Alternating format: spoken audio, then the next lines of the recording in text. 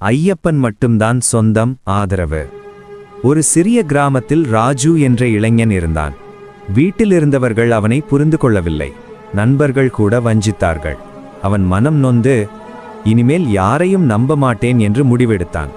ஒரு இரவு மழை பெய்து கொண்டிருந்தது. அவன் கோபத்துடன் மலைக்குச் சென்றான். எரிமேலி வழியாக சபரிமலைக்கு. அங்கே கோயில் வாசலில் நின்றான். குளிர் காற்று வீச கண்ணீருடன் சொன்னான், ஐயப்பா, இந்த உலகத்திலே எனக்கு யாருமில்லை. சொந்தம் என்று சொல்ல யாருமில்லை, ஆதரவு என்று சொல்ல யாருமில்லை.